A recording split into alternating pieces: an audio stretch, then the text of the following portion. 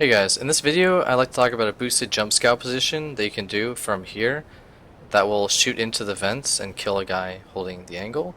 So what does this require? Well, one person is going to boost two people, a scout is going to jump on top of some guy's head, he's going to jump over this roof and shoot into the vents, killing anybody holding that angle, right? So how could this be used? Well, I think it's definitely more for the professional versus the matchmaking experience, as it's a lot more common for somebody to be holding in the vents itself, as well as it requires a little bit of like the team being able to work together to make sure you can do it precisely every time. And I'm going to split this video up into multiple parts, so it makes it a little bit easier on myself to explain everything. So what does this rely on? Well, obviously there has to be somebody in the vent to be able to get a shot at, right? Obviously you could say, if nobody is there, then they're not playing that spot, but I think that's a lot less useful than saying, hey, we just killed somebody at the beginning of the round, right? Something like that. So what angles are the CT going to be playing in the vent? And we're going to assume they come through either vent. It doesn't really matter. Well, they're either going to play this angle right here as they come out of like mid-main or garage as people call it. They might be playing a little bit wider. They might be holding this corner right here, or they might be holding the boost. And depending on the person, they may crouch, they may play closer, farther away. But we're going to say, hey, what's the hardest shot that a terrorist could hit them? Because obviously they're going to play where they feel comfortable, where somebody isn't going to peek them and shoot them, right? So the hardest angle is right here. So we're going to be holding right here. So we're going to put a counter-terrorist right here. So obviously he's facing the wrong direction, but what are we going to be focused on? If you look right here, you see this patch. I play on a laptop, so I don't have digital vibrance or anything special I can do to make the game look better or more visible. So basically, if you look at this patch, that's what we're going to look at for the future sections of this video. So what does it require for the T side to do? Well, obviously, like I said before, you have to have one person boost up two people, and then the scout's going to jump boost, basically, over this rooftop. So that means you're going to have a terrorist here, who's going to be holding at the very bottom, and then you're going to have the scout person that's going to jump over. But you just saw, hey, well, the vent person could see me, right? Well, not really. So to do this, you're going to want to, of course, clear this white box angle.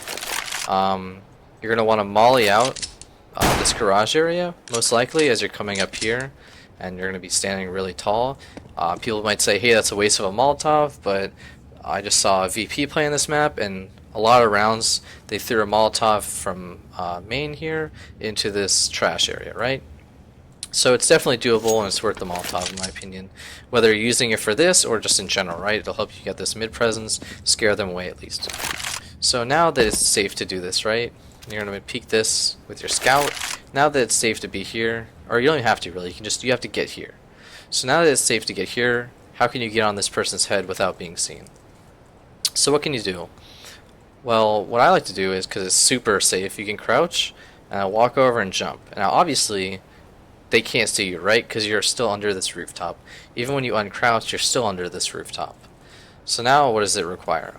Well, basically you're going to want this bottom person to play the same spot every time so you can do these lineups correctly, but we'll see later that it doesn't really matter too much, but it would just be better if you want to do it on the first shot instead of having to like change your angle a little bit.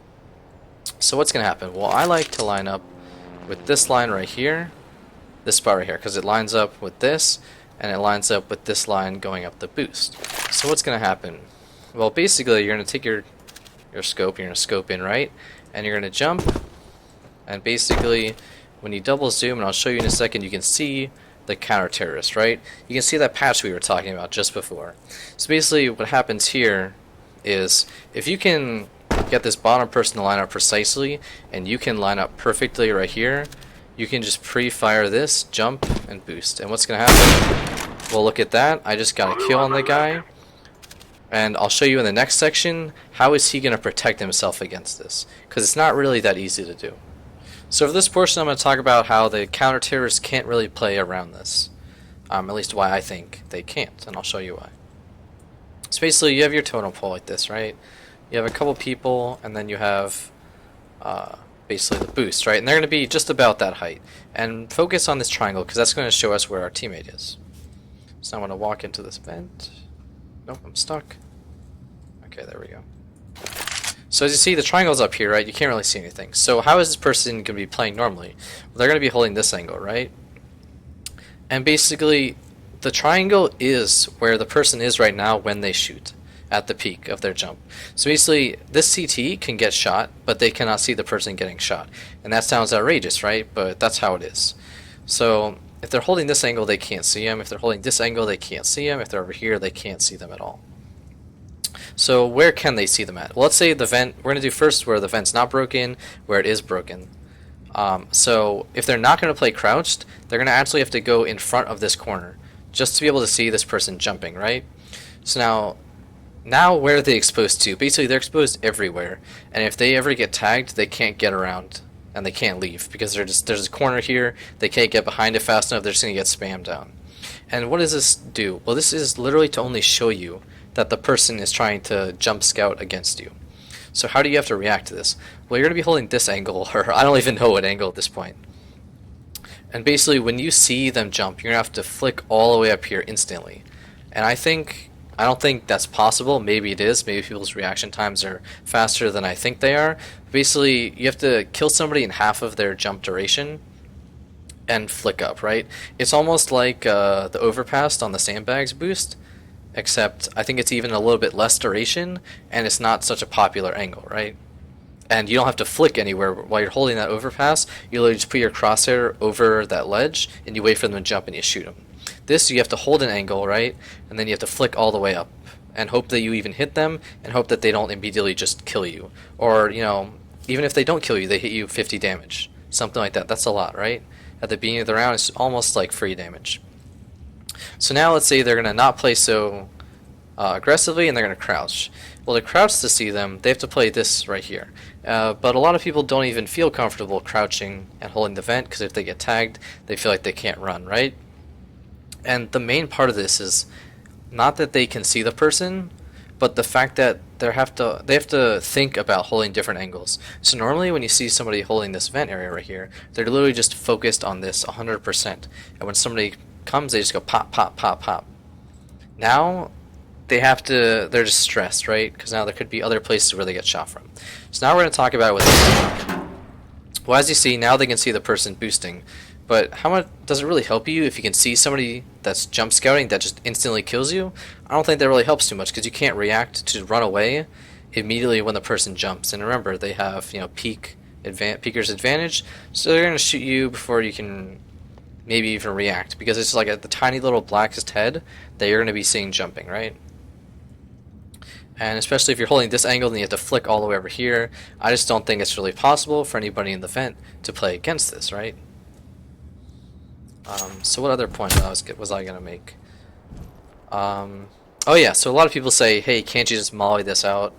Well, in my opinion, if you kill somebody, it's a lot better than forcing somebody out of that area, right? That would make sense a lot. So what I would say is, why don't you just try to at least do the boost if you have a scout? You know, a lot of people like to pull out scouts on second rounds. I think, yeah, I just saw LG doing it on Overpass. They love it because Fallen is amazing with the scout, right? I think that was them who did it. So basically, if you can get the kill here, and then maybe nobody is here, and you just want to clear it out, then you go and throw the Molotov, right? You're by the boost anyway. It doesn't really matter. It doesn't really take too many resources, right? Because you're going to be clearing out these different angles anyway. So basically, I just hyped this to be like the best thing ever created, right? Well, it does have a disadvantage, because like almost everything in the game, something that is amazing does have a disadvantage. So we're going to look here. So let's say there's an Opera at Z trying to get you, right? Well, he can't see you, and you can line up in a way such that when you jump, you're actually behind this pole. So basically, you don't have to be worried about this guy, right? Oh, this is not a bot I'm using. He's just hiding there. So the other angle that is commonly, checked is they'll check this, right? And then they'll come here and they'll check this. So basically, it relies on the person on the bottom to be able to stop anything, right? To be able to try to stop anybody that's going to counter this boost. The only other way they could see somebody is if they're standing here. But this isn't really the most common. It is a disadvantage though, because if they do it, you're going to get screwed. That's just the nature of it.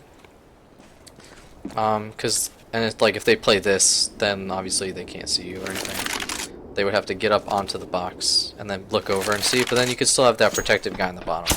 But it is a huge disadvantage that it'll put you in. It's a higher risk for, I think, a really high reward play. Definitely something to at least try out, because as of right now, nobody's going to know about it, right?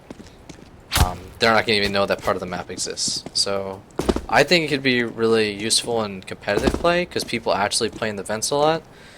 So that that reward will be higher than if you're just doing random matchmaking. So I don't know, give me your feedback, I guess, or post comments in the YouTube video if you have any for me.